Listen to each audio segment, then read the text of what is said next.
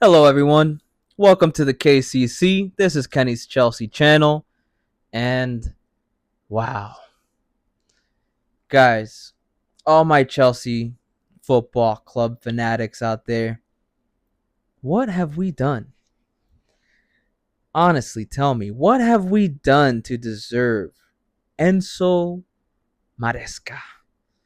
Enzo Maresca, I think I speak in behalf of all Chelsea fans right now when I say that we love you, man. We love you. What you have done to this club in such a short amount of time is nothing short of spectacular.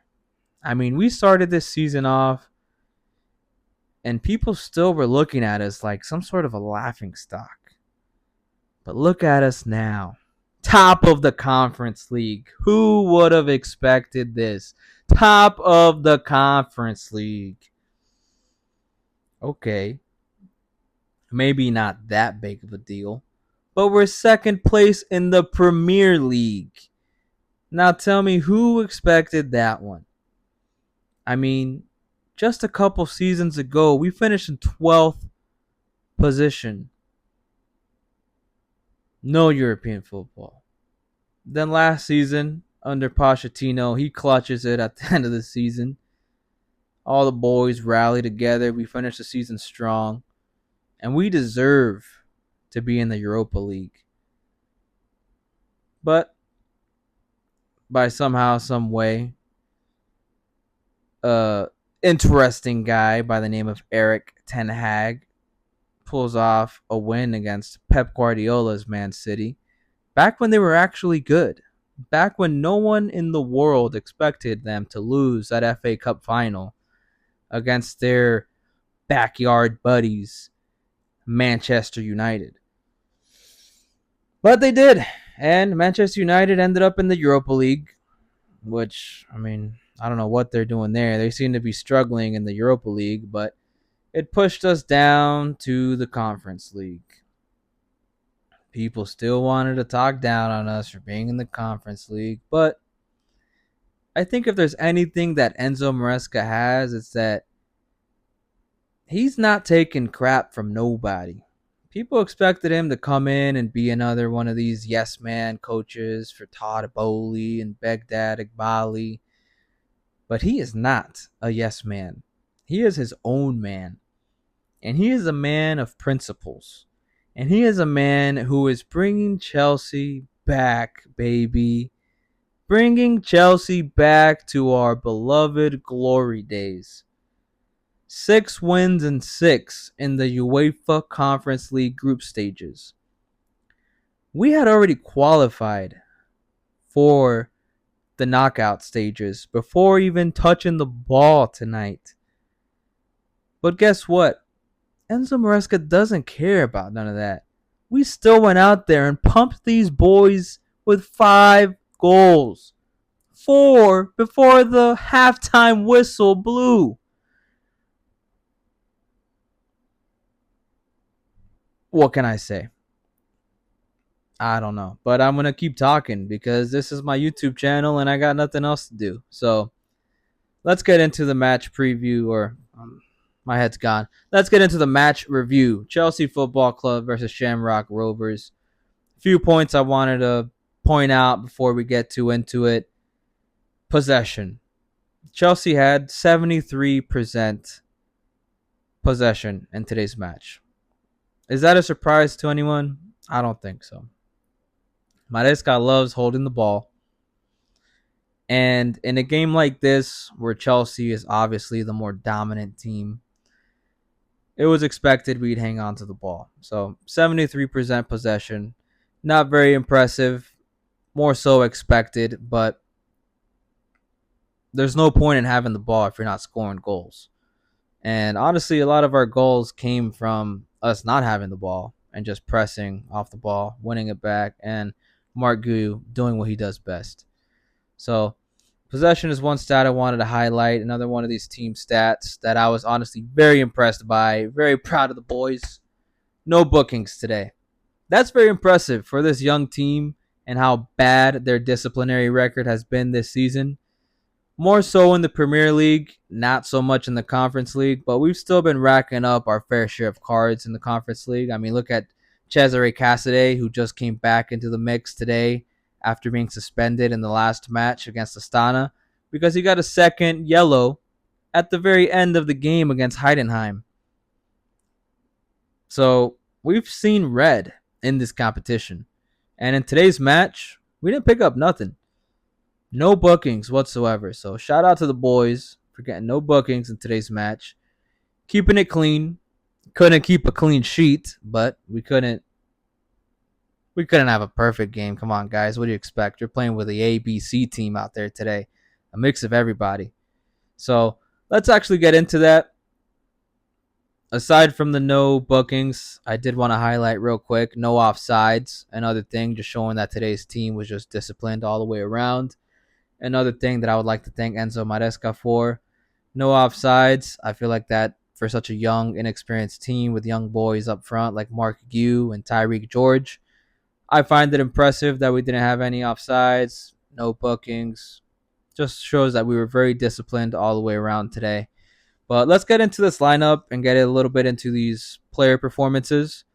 So today's starting 11 was kind of a mix from what I would expect. And then there was a couple surprises in there, I'm not going to lie.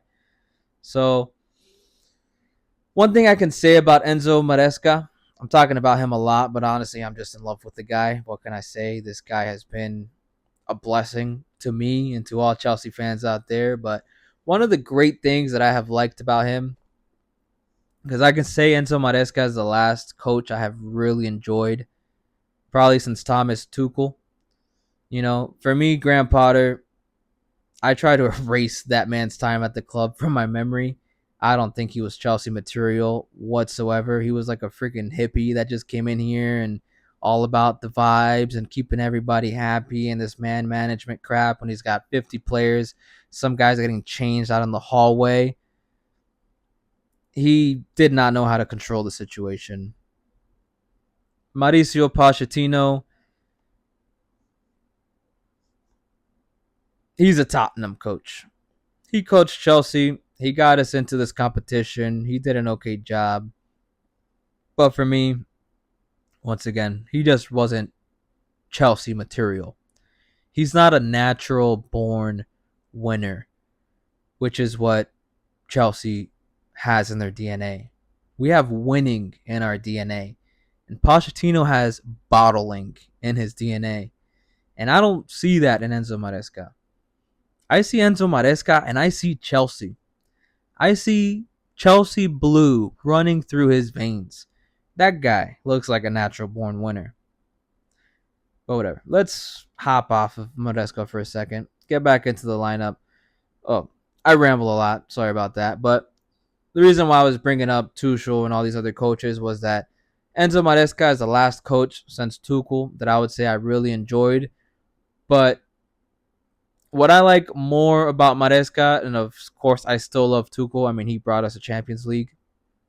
But one thing about Tuchel that I noticed is that I feel like he would overthink and overcomplicate and just overcook the lineups, especially week in and week out. I know he liked to kind of prepare his team depending on the opponent. But Maresca still has that in him, but with more consistency in his lineups. So every week, every match, when that lineup gets posted by Chelsea and I check it in zero point 0.2 seconds, I read that lineup and it just makes sense. You can kind of already have an idea what the game is going to look like based off of the lineup. And for me, I'd say that's a good thing because we're dominant, but at the same time, we kind of keep it simple to a certain level. We don't overcomplicate things. We don't do too much, if you know what I'm saying. So shout out to Enzo Maresca. Very interesting lineup you put out there today. Let's get into it. So I got my little handy dandy notebook here. So Sorry, guys. This is my first video. While I'm on the topic, make sure to hit a like on this video. Make sure to subscribe to the channel. We're going to have a whole lot more content coming out. With time, guys, with your guys' support, we're going to improve the channel. We're going to get a whole better setup. Right now, I got my phone recording the video. I got my little makeshift microphone here, and then I've got all my info written down here on my handy dandy notebook. Hopefully, eventually, I can have a camera actually recording, and I can use my phone for pulling up my statistics and whatnot, pulling up my lineups and everything. But for now, guys, I'm sorry, but we're going to have to do with what we got. So, starting 11 for Chelsea tonight, we had Jorgensen in between the sticks. Poor guy. Can't keep a clean sheet to save his life. But he did his thing out there. Didn't have much to do, honestly. The one shot that he could have stopped was just a terrible deflection off of Cassidy's foot that ended up in the back of the net. So not much Jorgensen could have done there. Back four, I'm just going to list off this lineup. I know Maresca likes to tinker it, especially when we're on the ball, into almost like a 3-1, 4-1 type of deal or whatever it is. But let's just keep it simple. I'm going to list it off as a 4-2-3-1, which is how we kind of defend, or easiest way to show the lineup. So in between the sticks, we had Jorgensen starting. At left back, we had the one and only Mark Cucurella playing today. Got his goal. Amazing performance by him. Then in the left center back position, we had Renato Vega, who was playing in the left side of a back three when we were in possession. Right center back and playing in the center of that back three was Axel Disasi. No disaster class from my boy today, Axel Disasi. Very solid performance. Once again, defense did not have a whole lot to do, but I'm just glad to see there was no bonehead moments, nothing stupid, no dumb mess ups that could have affected the game against our favor. They were just, down to business, did what they had to do. Very solid from Disasi. At right back, also playing in the right side of a back three, was my favorite academy graduate of this season, Josh Achimpong. I see this kid having a very bright future here at Chelsea Football Club, and honestly, I can't wait to see more of the kid. Very solid performance today. I believe he played amazing last week against Astana, but what can I say? Great performance from Josh Achimpong. I really like the kid. Honestly, with him now, I don't see Alfie Gilchrist having much of a chance coming back into the team. I know he was kind of in that similar position where it was like right back, right center back. But for me, Josh Achimpong clears Alfie Gilchrist. I know he's been having an amazing season out on loan at is it Sheffield Wednesday or Sheffield United, wherever he's at. Chelsea will be waiting for you, and we'll see how he does next season. In preseason, I'm sure we'll see a little bit of him. But going back to the starting lineup, in the midfield, pivot, I guess you could say, but it was more so in the CDM position. We had Cesare Cassidy coming back from suspension after getting that second yellow against Heidenheim. He wasn't eligible to play against Astana. Against Astana, in Cassidy's position, we got to see another academy boy, Raksaki, who I was very impressed by. Honestly, I liked what Raksaki did more in that game versus Astana. I know Astana was probably the easiest team we faced in the Conference League aside from maybe Noah. But I really liked what I saw from the kid. And I know he just had a little short cameo in today's match, but I would have honestly liked to see more of him because, in my opinion, I feel like he's been giving a lot more to the team than Cassidy has.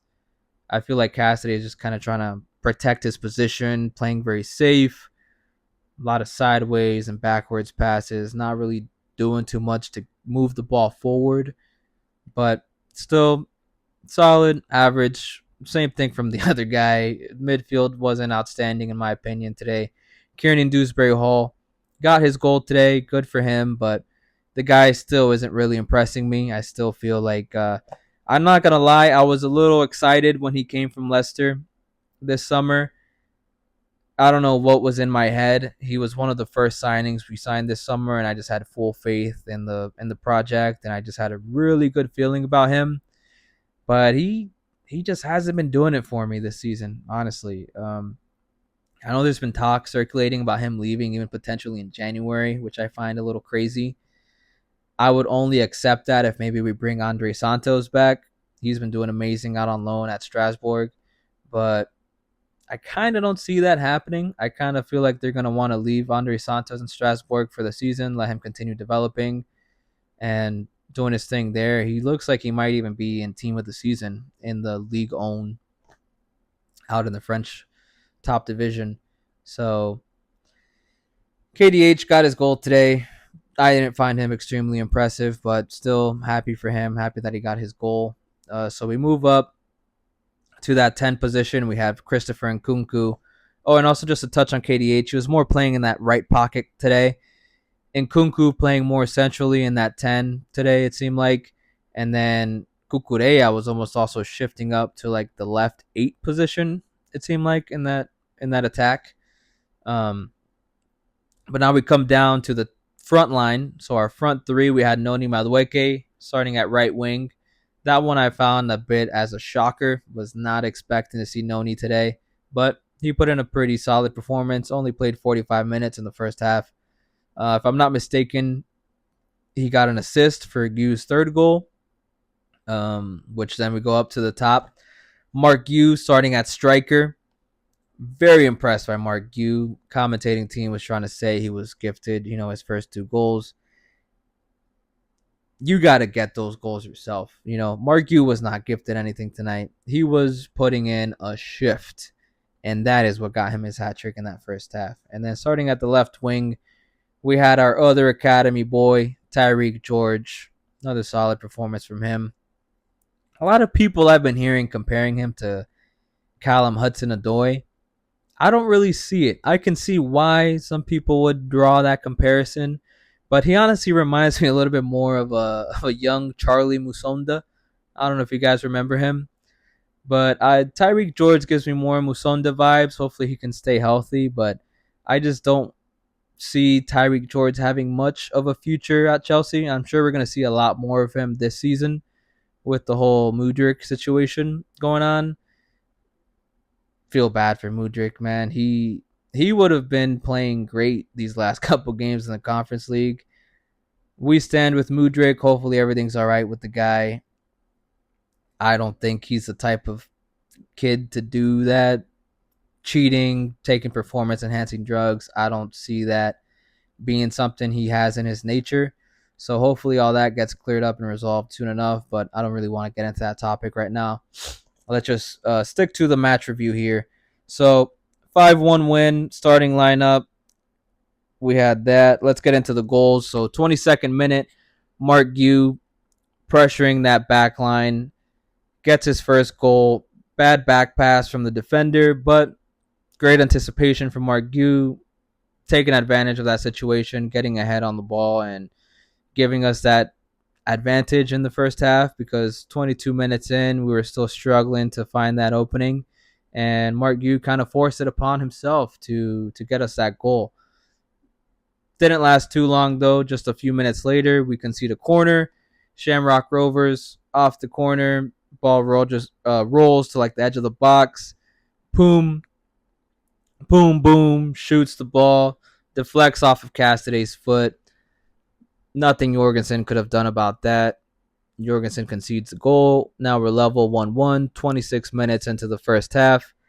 And just a few minutes later, less than 10 minutes later, Mark Gu gets his second goal. This time similar, except it's on the floor. Defender passes it back to the goalkeeper. Mark Gu takes it off the feet of the keeper. He's alert. He's aware. He gets into the right position at the right time, takes the ball off his feet, takes one touch to his left, slots it home with his left foot. Amazing finish, in my humble opinion. Mark Gu, very impressive last couple games. What has he got now? 5 goals in 2 games in the Conference League.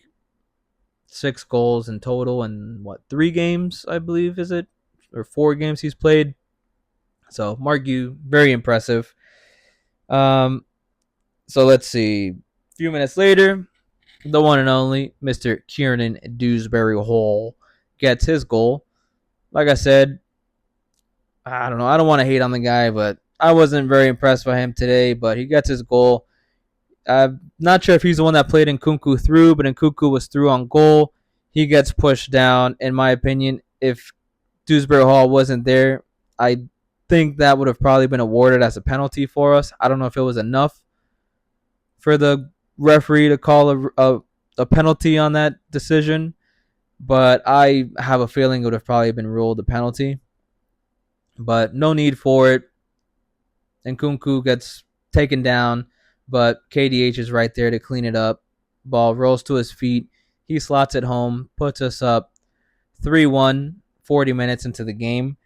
And just a few minutes later, in injury time, right before the end of the first half, we get a corner, and I don't think it was directly off the corner. I believe it was after the corner. Ball's bouncing around, lands at the feet of Madueke. He's kind of at the edge of the box on the right side, cuts it back a couple times, in swinger into the box. Mark Gu heads it home. Beautiful header into the corner, and we're up 4-1 at the half. Mark Gu gets a first half hat trick, and we go into the halftime comfortable. We already came into this game with nothing to win, nothing to lose. We just came to have fun and to get some minutes for the boys, get everybody some minutes. We know competition for minutes has been pretty big this season. So I'm glad that in this conference league, for the most part, it seems like the boys have been taking it pretty serious, making sure that they make the most of the time that they get. So going to halftime, come out of halftime, and there's a substitution. One substitution made by Enzo Maresca, where he subs out Noni Madueke, probably because we're going to see some of him in the weekend fixture against Everton. And he brings on Harvey Vale, a guy that's been in and around the first team now, an academy boy. But he's been in and around the first team now for about 1 or 2 seasons. And I've never been very impressed by him. He's still very young. I'm sure he still has a lot to improve, a lot more he can develop and prove himself to Chelsea, but I just really don't see him making it here. I honestly don't understand why Maresca moved him over to the left side and moved Tyreek George out to the right side. I feel like that kind of weakened both of them in this game. Tyreek George was a lot stronger on the left side, had a very quiet second half, didn't make much of an impact playing on the right. And then Harvey Vale being left footed, I feel like he could have maybe had a little bit more of an impact playing on the right, being able to cut inside and having that other option versus when he was just playing on the left side. So, not sure what that was all about, but in Maresca we trust. We keep it pushing. We were already winning. It's not a big deal. About 13 minutes into the second half, and Nkunku plays Marco Correa through. He cuts it onto his right foot, shoots it off the post and in. We're up 5-1 with half an hour of football left to play. Then we see a couple more substitutions. We see another academy boy, Murray Campbell, come in for Disasi. When Disasi comes off, we see the captain's armband be given to Marco Correa. He's been having a great season. Very happy for him. Very happy he got his goal today. And Murray Campbell makes an appearance. And then we see, who did we see? Oh, yeah, Joao Felix comes in for the hat-trick hero, Mark Gu. So just to touch a little bit on the two substitutions there, Murray Campbell didn't have much to do defensively. Shamrock kind of had given up, I feel like, by that second half. They didn't seem to have much left in the tank. They kind of accepted defeat by that point. But one thing I did like about Murray Campbell was that every time he got the ball, he was instantly trying to go vertical, trying to move that ball up the field. And that's something that I think must be getting engraved into the heads of these Cobham boys, especially the defenders, because you see that from all these academy boys that have been coming up. Alfie Gilchrist, Levi Colwill, now with Josh Achimpong and this Murray Campbell kid. I believe today was his senior debut. I don't think he ended up coming off the bench in the game against Astana. So I believe it was his senior debut. I'm sure he had a lot of nerves going through his head. But I was very impressed by the fact that he was always trying to move the ball forward. Didn't always work out for him, but, you know, he's a defender. It's his first ever game. I don't expect him to be pulling off a masterclass back there, but I do feel like he put a good shift in. And then Joao Felix, um, honestly, would have liked to see a little bit more from Joao Felix and Nkunku in today's match. Um, I feel like they were kind of in second gear and they didn't get out of it the whole time they were on the field today. But I get it. This game wasn't really worth much. We had already qualified. I'm sure they're probably thinking more of trying to break into the first team and start getting some minutes in the Premier League. So they weren't looking to get an injury today. So it is what it is. We close out the game. Game finishes 5-1. Second half was a little more boring, but we definitely controlled a lot of the ball, which was good to see. The young kids out there kicking about, doing their thing. So honestly, guys, great match. Chelsea gets the W. We are no longer no freaking charity FC. We are 3 points FC. 6 wins from 6 in the Conference League group stages. We finished the group top. First place, obviously. Only team that went perfect, I believe. I don't think any other team went without. I think there was a couple teams in the Conference League that went without losing, but they did have a couple draws in there. So Chelsea making the Conference League look like a walk in the park. Most goals scored by a long shot. I think it was by like more than 10 goals or something. We have by far the most goals scored in the Conference League group stages. And then we were tied for the least amount of goals conceded. Least amount of goals conceded. So, all in all, great performance from the boys, not just today, but in the entire competition so far, aside from those playoff games against Servette, but we're not going to get into that. So, Conference League group stages so far have been great. We move on to the knockout rounds, and yeah, what can I say, guys? Thank you for tuning in. Make sure to leave a like on the video. Make sure to hit subscribe on the channel. This is KCC, Kenny's Chelsea channel. And we will tune in for the next one. We'll have another video coming out soon for the match preview, Chelsea against Everton on the weekend this Sunday, guys. So thank you very much for tuning in to my first ever video on this channel. And I hope to see a whole lot more of you guys. And I hope you guys will see a whole lot more of me. So till the next one, guys. Peace.